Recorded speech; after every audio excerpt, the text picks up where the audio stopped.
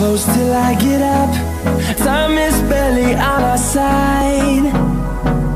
I don't wanna waste what's left. The storms we chase are leading us, and love is all we'll ever trust. Yeah, no, I don't wanna waste what's left. And on we'll go, through the wastelands, through the highways, till my shadow. Itu dulu ada seorang putri yang bernama Maribaya, itu yang sangat cantik jelita. Jadi sejarah asal mula nama curug tersebut? Kalau nama curug tersebut dulunya Curug Omas ya. Oh. Curug Omas mungkin sekarang lebih. Ciomas. Ya, enggak, Curug Omas. Curug Omas. Curug Omas sekarang mungkin lebih dikenal.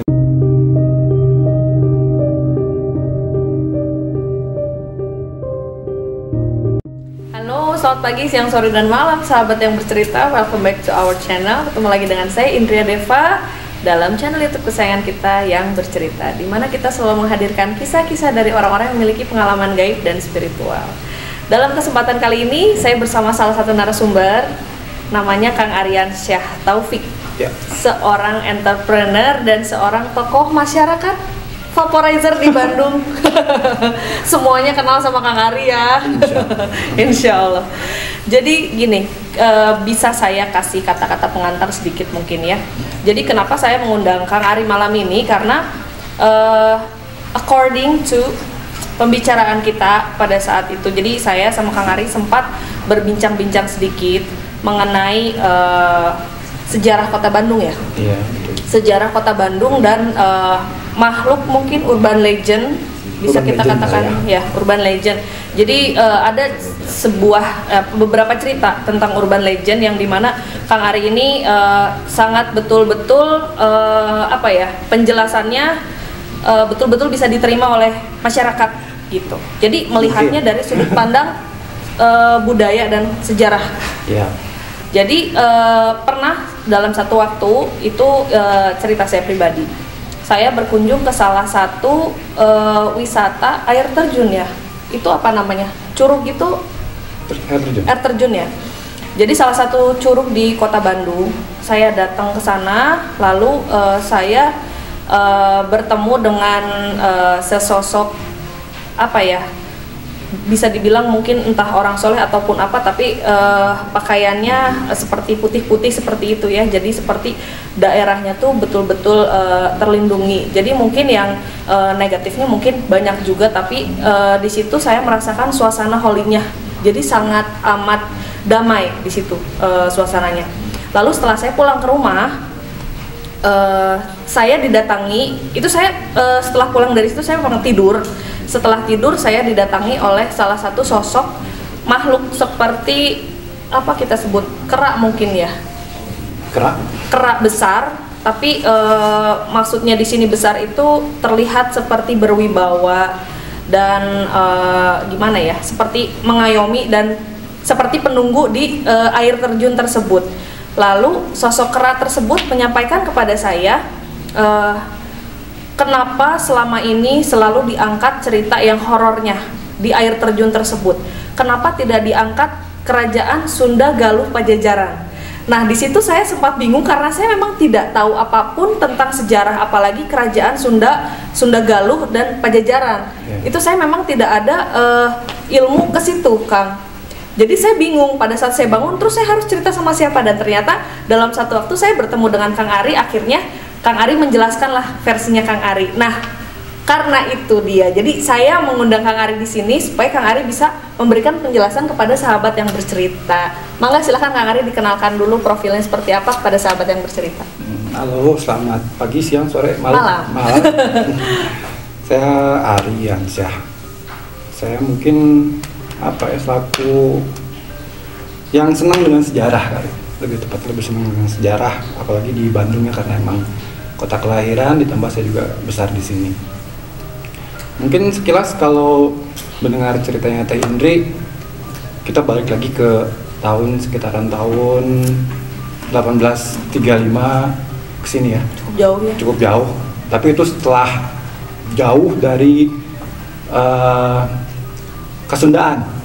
Kasundaan? Kasundaan itu sebuah gunung lah, gunung gede yang sebelum adanya mungkin nanti gunung Kasundaan ini akan meletus nantinya akan jadi ada gunung Tangkuban Perahu, ada gunung Pangrango, ada Burangrang, ke selatannya mungkin ada Patuha. Oh, jadi itu satu gunung besar tadinya? Iya, gunung Kasundaan. Daerah Kasundaan. Itu jauh setelah itu kalau cerita di Maribaya 1835 itu dulu ada seorang putri yang bernama Maribaya, itu yang sangat cantik jelita. Jadi sejarah asal mula nama curug tersebut? Kalau nama curug tersebut dulunya Curug Omas ya. Curug Omas, mungkin sekarang lebih Omas. Ya, enggak, Curug Omas. Curug Omas sekarang mungkin lebih dikenal Curug Maribaya. Dulu si bapaknya Putri karena saking cantiknya nih Putri Maribaya, jadi bikin gelisah bapaknya karena banyak yang memperebutkan. Bapaknya sendiri, insya Allah kalau nggak salah ya, mungkin ntar kalau ada yang tahu mohon dikoreksi, itu namanya Eyang Raksadinata.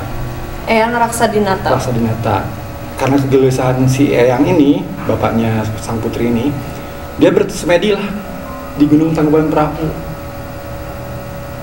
Bersemedi, lalu kembali dengan hasil dapat satu wangsit. Ilham mungkin ya?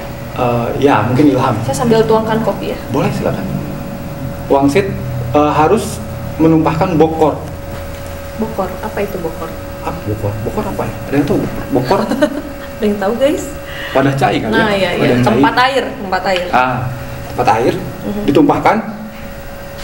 Tapi setelah tumpahan itu malah jadinya jadi sumber air panas, jadi kolam air panas. Jadi dulu di area tersebut ada pemandian air panas. Itu tahun berapa? Sama sekitar tahun segituan, 1835. Itu ada pemandian air panas dan jadi sumber pengobatan. Jadi kalau orang-orang datang ke situ emang untuk berobat.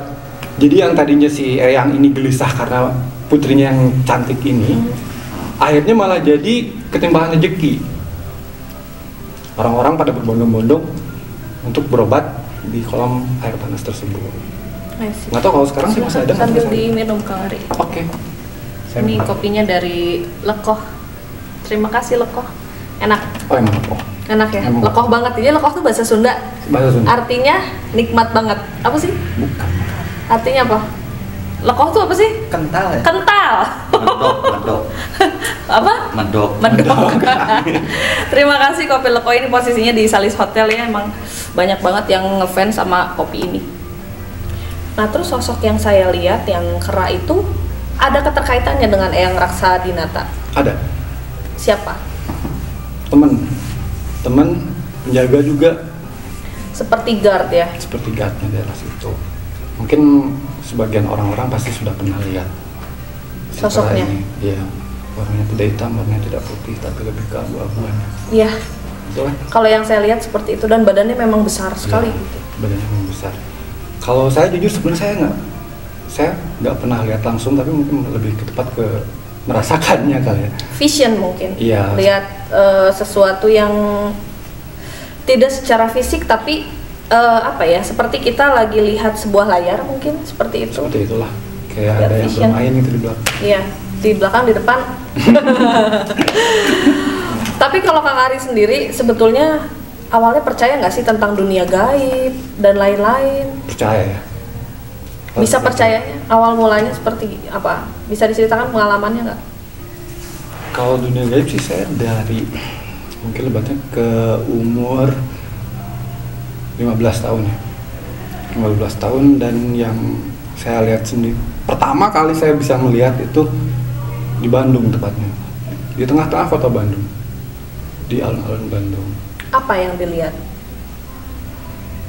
Gadis cantik pakai baju merah di alun-alun. Lu boleh nyebutin tempatnya? Boleh nggak sih? Boleh nggak sih? Oke. Record aja. Pokoknya daerah alun-alun. Iya, daerah alun sebelum Masjid Agung jadi seperti sekarang ya. Dulu masih ada jalan di tengah-tengah situ. Jadi di jendela itu saya ngelihatnya cantik baju merah. Akhirnya kan penasaran kan, saya coba bertanya ya ke orang-orang yang suka di situ, kayak ada orang pedagang asongan atau tukang rokok yang ada di halte bus dulu. Saya coba nanyain, Mang eta saha, itu siapa? Siapa? Yang di mana? Itu yang di gedung itu, lantai paling atas, jendela yang ngadap ke mana itu berarti? Ke utara? Enggak ke utara, tenggara gitu. Setelah utara sebelah sininya apa sih? Pokoknya itu. Antara itu. Kompas mana kompas? Antara itu saya nanya siapa? Oh, itu mah emang udah ada dari dulu. Jadi malah pernah jalan-jalan ke Pangandaran, jalan kaki katanya ya? Iya, pernah itu. Tapi tahan, jangan cerita sekarang. Ini karena ini memang ceritanya unik dan menarik ya, seru juga gitu. Kebayang aja nggak sih dari Bandung jalan kaki ke Pangandaran sendirian gitu. Nah, karena ini memang ceritanya menarik, nanti kita akan angkat pada saat Kang Ari kita undang lagi jadi narasumber kedua. Jadi buat kalian yang memang suka dengan ceritanya Kang Ari, kita bisa hadirkan kembali, jangan lupa komen di bawah ini. Oh iya, kita mau ucapkan makasih dulu untuk sponsor kita pada malam hari ini. Ada Vape Van Java, pasti tahu dong brandnya ya. Ini salah satu brand terbesar di Bandung juga ya, Bang Ari ya? Salah satu pionir liquid lokal di Bandung lah. Wah, tahu banget memang Bang Ari itu, karena memang tokoh masyarakat vaporizer di kota Bandung semuanya tahu pasti Bang Ari.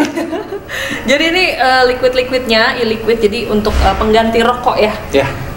Vaporizer pengganti rokok. Dan kita juga tidak lupa ucapkan terima kasih untuk Confuse Bag. Terima kasih banyak yang telah menjadi sponsor kita hari ini. Tidak lupa juga sepatu yang saya kenakan, nanti akan ada fotonya ya. Kalau sekarang tidak terlihat, nanti akan ada foto khususnya di feed yang bercerita. Terima kasih untuk Morning Bell official store ya. Jadi kalian bisa lihat langsung di Shopee Morning Bell official store. Itu jadi produk lokal tapi memang jahitannya rapi dan memang banyak yang suka, banyak fansnya. Oke, kita lanjut sekarang ke tadi Kerajaan Sunda Galuh Pajajaran ya. Jadi tokoh kerak tersebut bilang kepada saya, kenapa yang diangkat selalu cerita horor? Kenapa tidak diangkat sejarah Sunda Galuh Pajajaran? Jadi mereka sebagai makhluk-makhluk yang mungkin hidupnya lebih lama dari kita, itu mereka juga pengen diangkat. Kenapa bisa ada kami? Kami juga ingin, maksudnya, jadi sejarah itu tidak dibelok-belokkan oleh orang yang berkepentingan seperti itu. Jadi bagaimana caranya sejarah ini diluruskan gitu. Nah, cuma saya sampai sekarang nggak ngerti kenapa harus diangkat Sunda Galuh Pajajaran. Mungkin versinya Mang Ari bisa diceritakan. Sunda Galuh Pajajaran. Sunda Galuh Pajajaran itu sebuah kerajaan kecil dari Pajajaran. Kerajaan terpisah, jadi Sunda Galuh dengan Pajajaran. Nah, ini saya bingung nih versinya yang benar yang mana? Galuh Pajajaran atau Galuh Pakuan? Jadi sebenarnya kerajaan Pajajaran itu yang mana yang aslinya? Cuman dua bentuk Tatar itu, Tatar Galuh sama Tatar Pakuan itu emang ada dari dulu. Coba mungkin versinya Kang Ari aja yang diceritakan sekarang, karena kita kan menampung segala macam narasumber. Jadi semua boleh berpendapat, semua boleh berbicara. Coba sekarang kita, sahabat yang bercerita, ingin dengar versinya Kang Ari seperti apa tentang kerajaan Sunda Galuh Pajajaran. Sunda Galuh Pajajaran itu kalau nggak salah rajanya masih keturunan dari Maharaja Prabu Subbaduga. Dari situ yang Islam pertama mungkin kerajaan Islam ini nggak tahu nih, kata setelah Banten apa sebelum Banten, setelah Demak apa sebelum Demak, ada kerajaan di situ. Ini jauh setelah apa sebelum cerita dari Bumi Alit Kahuripan.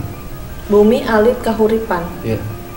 Jadi dulu setelah Gunung Sunda meletus, Kesundaan ini meletus, akhirnya lereng-lerengnya jadi, terus terjadilah zaman Danau Purba.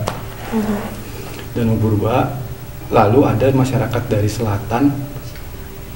Danau Purba ini saya boleh sebutin ukurannya kalau nggak salah ya, itu dengan panjang dari selatan ke utara 60 km. Selatan ke utara. Dari timur ke barat 60 km, dari utara ke selatan 15 km.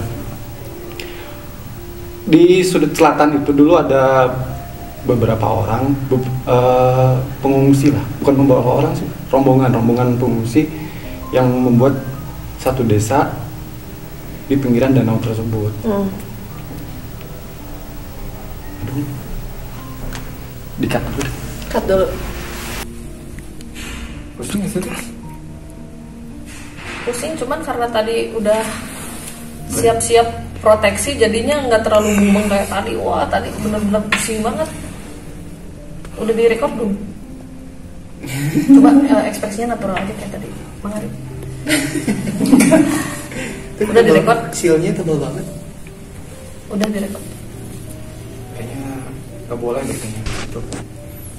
Jadi sahabat yang bercerita, mungkin kita bisa coba untuk membicarakan hal ini di lain waktu, karena ada yang lebih pantas lagi buat cerita itu. Karena memang dari tadi banyak yang sehat halo. Jadi intinya ada interupsi yang memang kita tidak bisa melanjutkan cerita mengenai kerajaan Sunda Galuh Pajajaran. Mungkin kita akan bisa tampilkan di episode-episode mendatang, mungkin dalam kondisi dan situasi yang betul-betul semuanya oke, ya. Betul. Nah, Kang Ari, kalau gitu kita skip aja cerita yang tadi ya. Jadi kita mulai cerita tentang diri Kang Ari pribadi aja.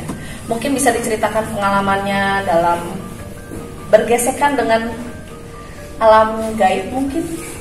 Bergesekan, saya sih kalau bergesekan. Boleh diceritakan.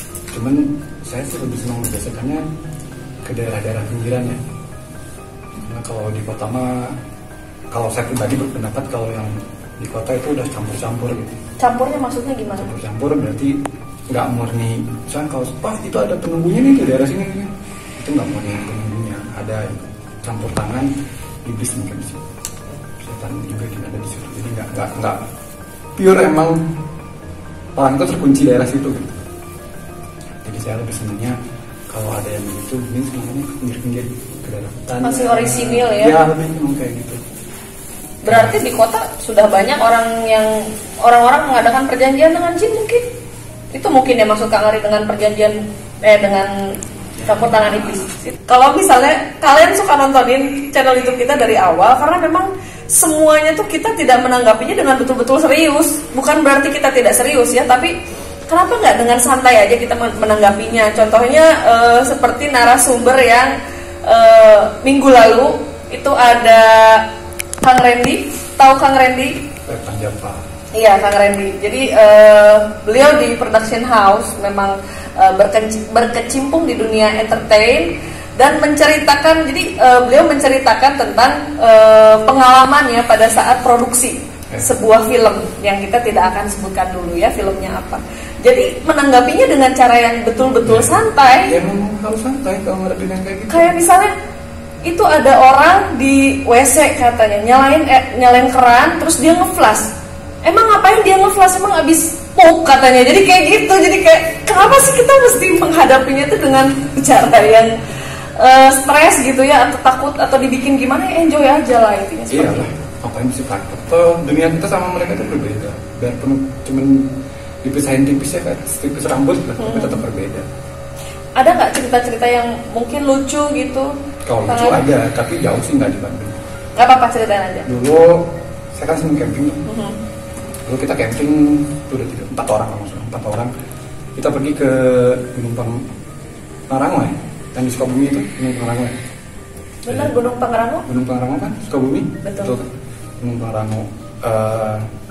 Di situ mitosnya jangan camping dekat aliran sungai, karena suka ada gangguin. Nah, karena saya mau bandel, jadi kita camping dekat sungai. Kenapa? Biar ngambil airnya gampang.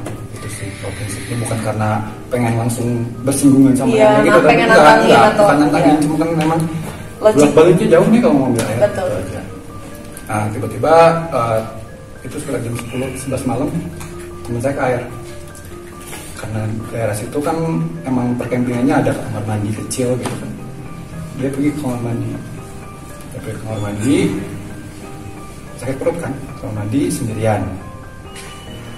Tiba-tiba 10 menit kemudian dia balik lagi lari-lari. Terus dia bilang, siapa yang tadi mandi di sebelah? Udah ada lah, ngapain mandi malam-malam? Itu jelas banget, suaranya kencang. Terus digorok lantai, dipanggil tuh, okay. Dipanggil tuh nggak nyaut, dikirain nggak kalian. Penasaran lah kita kan, didatengin lah itu si kamar mandi, datengin, tidak nggak ada orang. Oh, ya udahlah, apa pitnya pura-pura nggak tahu aja, pura-pura nggak tahu, udah kita balik ke tenda. Nah, teman saya setelah gitu, udah di sungai kayak ada yang main air, kayak ada yang cepak. Lihat lagi, nggak ada. Jam berapa itu? Jam 12-an lah, tengah malam itu kan. Kita senterin mana-mana gitu, nggak ada, tidak aman. Tapi dari situ kita udah nggak bisa tidur gitu, gelisah. Saya sendiri pengen pipis dong. Itu sekitar jam 1 malam, pengen pipis. Ke air juga saya takut. Ya udahlah, ke belakang pohon, di situ ada pohon gede, entah pohon apa. Kalau belakang pohon saya lupa di situ, karena biasanya kan harusnya kan kalau kata orang Sunda mah harus punten-punten dulu kalau mau pipis sembarangan. Betul. Ini saya nggak punten-punten, saya cuek aja. Pipis laki-laki berdiri biasa kan. Terus itu entah apa yang terjadi, tiba-tiba ada yang ngeliatin. Dia jalannya, maaf nih, jalannya kayak smart di wayang kulit. Dia pakaiannya kayak pakaian zaman dulu, masih pendek. Terus ada kayunya, kayu corak, kotak-kotak, masih seperti wayang kulit. Badan hitam, mukanya seperti bercahaya. Tokoh urban legend kah? Sepertinya iya, tapi saya nggak tahu ini emang Semar kah atau siapa gitu. Ini wujudnya itu. Di jalan seperti itu, situ saya terpaku lama banget melihat berjalan pelan banget jalan. Saya coba tanya sebenarnya dalam hati, tapi saya coba tanya saha gitu, siapa gitu. Enggak ada yang dia terus jalan. Dan posisi jalannya masih sama. Posisi jalannya masih sama. Kalau gue teragain jalannya itu kayak gitu. Kayak orang setengah menari. Posisinya jalannya seperti Semar, betul-betul Semar. Ya, terus Semar di wayang kulit. Jalannya seperti itu. Saya ada pertanyaan buat Kang Ari. Kang Ari percaya dengan jin? Percaya nggak dengan santet? Kalau jin saya percaya. Kalau santet saya tidak percaya. Why? Logika. Kenapa? Kalau misalkan di Indonesia ini banyak santet, dulu nggak mungkin dijajah dong. Santet aja dulu semua penjajah yang datang ke Indonesia. Logik sih. Kok kepikiran ya? Tapi katanya si santet itu tidak akan masuk sama orang-orang yang memang mereka tidak meyakini. Tapi memang banyak kejadian di Indonesia soal praktek santet. Iya. Jadi menurut pandangan Kang Ari seperti apa? Praktek santet itu perjanjian dengan setan. Boleh agak keras sedikit supaya. Ya, praktek santet itu perjanjian dengan setan. Ya bodoh aja orang ngapain janjian sama setan kalau dianya sendiri nggak sukses. Tapi percaya dengan santet, cuman tidak percaya dengan efek yang ditimbulkan oleh santet gitu mungkin. Iya. Saya pernah dengar, saya lupa tahun berapa katanya, pada saat ada seorang tokoh dari tokoh dunia datang ke Indonesia, itu katanya banyak yang mau santet katanya gitu. Tapi ternyata aman-aman aja tuh, nggak ada yang berhasil untuk nembus. Katanya memang beliaunya tuh tidak percaya dan orang-orang sana tuh tidak percaya dengan praktek santet, makanya bisa tembus gitu aja. Jadi menurut Kang Ari, apakah orang Indonesia juga harus seperti itu? Mending udah nggak usah percaya aja supaya nggak tembus atau gimana pandangannya? Ya, sekarang kalau misalkan ilmu santetnya itu bagus gitu ya, kuat gitu, nggak ada urusan sama percaya atau nggak percaya si korbannya. Mau korbannya percaya mau enggak, yang penting kita menyantet aja. Pengaruh dari jinnya nggak? Mungkin ada dikirim ini mah yang emang jin ada golongannya, ada negaranya. Kekuatannya mungkin beda. Kalau kekuatannya beda bisa ada yang lebih besar. Boleh dijelasin lagi? Ya mungkin kalau kekuatannya lebih besar, aduh logika lah itu mah. Saya nggak mungkin, bukan nggak mungkin ya, mungkin aja, mungkin kalau bagi saya pribadi mah nyantet orang tiba-tiba orangnya wah nggak mempan nih, ilmunya lebih tinggi atau apa, nggak ada urusan. Nyantet tuh nyantet aja, nggak kuat sama yang satu, bisa masih ada satu lagi, masih ada di atas langit, masih ada Banyak langit. pasukannya ya. Masih banyak kan pasukannya. Kenapa nggak bisa? Kalau masih nggak bisa, turunin semua. Satu RW gitu. RW itu satu kelurahan datang tadinya. Tapi kan nggak bisa. Percaya nggak? Tapi kayak misalnya ada kejadian di TV gitu atau di YouTube di mana gitu kan, ada keluar paku tiba-tiba di black keluar kaca gitu. Kalau saya, Iya. kalau saya mah tidak percaya tetap. Kalau soal yang kayak gitu, kalau santet menyantet. It was fake gitu ya. Ya. Tapi nggak apa-apa, sah-sah aja, maksudnya kita ya, nampung itu kan semua pribadi pendapat. ya. Iya, Kalau iya. pribadi. Saya kurang percaya sama itu. Karena beberapa kali juga katanya saya juga pernah mau di macem-macemin dulu lah. Tapi alhamdulillah. Ternyata sampai sekarang masih Sampai sehat sekarang masih walafiat sehat ya. walafiat. Jadi sah-sah aja sih, karena program channel YouTube yang bercerita ini memang kita lebih general. Kita bisa collab dengan YouTuber manapun, kita bisa menghadirkan narasumber dari berbagai profesi, dari berbagai pemikiran, dari berbagai ideologi mungkin ya, ideologi pemikiran, dari berbagai agama, dari berbagai kepercayaan. Jadi yang kita hadirkan di sini bukan hanya yang mistis-mistis. Berarti kalau misalnya kita agama A, berarti ini semua yang ditampilkan harus agama A. Enggak, kita pengen dengar dari semua versi. Harus Karena dari Indonesia semua ini, aspek. iya, Karena bineka Indonesia tunggal ini ika. beragam kan. Iya, Ya betul. betul. Jadi jangan cuma dari sisi maaf kayak dari umat Islamnya, dari siapanya, harus dari semua aspek. Betul. Karena pasti ceritanya pasti beda-beda. Sama kayak misalnya di sejarah mungkin seperti apa, tapi pas pada saat pengalamannya beda lagi. Nanti ada lagi kepercayaan di agama anu atau di kepercayaan Iya. anu beda lagi. Sama kayak halnya nama Parahyangan. Parahyangan itu gimana coba? Kalau nama Parahyangan kan ada, kalau yang saya tahu ada dua versi cerita. Dulu kan ini waktu zamannya Bandung tuh masih jadi Danau Purba, Danau Hyang disebutnya, karena emang besar sekali. Yang satu, cerita satu, kenapa disebut Parahyangan? Karena dulunya di daerah Tatar Parahyangan ini banyak orang-orang sakti, orang-orang yang penguasa-penguasa gede, dewa-dewa lah kasarnya seperti itu. Jadi disebutnya Tatar Parahyangan. Parahyangan, hyang itu berarti penguasa. Seru sebetulnya kita membicarakan tentang kota, tempat di mana kita lahir, tempat di mana kita besar ya Kang Ari ya. Betul, Kita harus cinta tanah air, harus cinta kampung halaman. Makanya sebetulnya saya seru sih menggali orang-orang yang memiliki banyak ketertarikan di bidang sejarah dan budaya, terutama orang-orang seperti Kang Ari gitu ya. Jadi nanti di episode-episode yang bercerita mendatang, kita mungkin akan hadirkan lagi Kang Ari atau mungkin narasumber-narasumber lain juga yang memiliki ketertarikan di sejarah dan budaya. Nah, apa itu iklan ya? Ada sesuatu tadi? Oke, kita lanjut ya. Nah, seperti itu. Jadi barangkali nanti akan ada narasumber-narasumber yang lain di kedepannya itu akan membahas tentang sejarah dan budaya, terutama sejarah budaya Kota Bandung ya Kang Ari ya. Pesan saya satu sih Teh, kalau boleh masuk. Boleh. Kalau misalkan mau tahu sejarahnya Bandung, jangan cuma pelajarin sejarah dari bukunya. Coba lebih ke pinggir lagi, lebih cari mitos sama logika itu harus nyambung gitu. Jadi kalau udah ketahuan nih mitos sama logikanya ada gitu ya, pasti semakin tertarik, makin semakin dalam. Contohnya yang kayak Kang Ari tadi jalan-jalan ke Pangandaran sendirian ya. Kita nggak akan angkat dulu sekarang. Jadi nanti Kang Ari akan kita simpan lagi untuk narasumber mendatang ya Kang Ari ya. Insya Allah.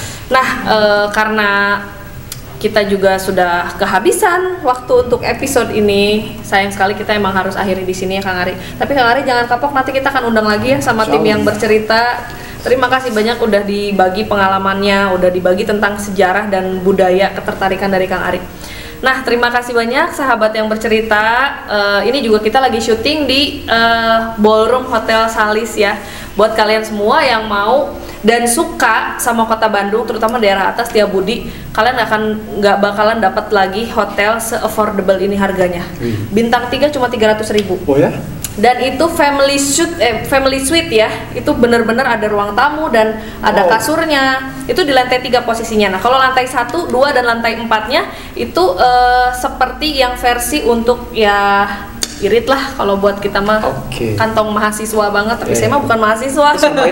Kantong rumah tangga mungkin ya. Sesuai banget dengan kantong rumah tangga ya ini. Pokoknya karena harganya tuh di kisaran di bawah 200.000. Jadi cuman ngeluarin sekitar 150.000 aja. Ya. Recommended banget. Dekat ke tempat-tempat hiburan ya. Hiburan di tempat-tempat wisata Kelembang tinggal naik ke atas. Apalagi di dalam Hotel Salis ini ada vape Van Java. Buat kalian misalnya yang suka nge-vape, ini ada vape store-nya, ada kopinya juga si Lekoh ini ya, Sunda banget dan emang enak banget kopinya ya. Oke, sekali lagi saya ucapkan terima kasih untuk sponsor-sponsor yang telah mendukung dan mensupport channel YouTube yang bercerita. Terima kasih juga untuk Morning Bell Shoes yang telah memberikan saya sepatu yang cantik di hari ini. Terima kasih banyak. Dan segini aja mungkin kita mohon undur diri. Kita akan ketemu lagi di episode mendatang. Saya Indria Deva. Saya Aryansa yang bercerita. Bye.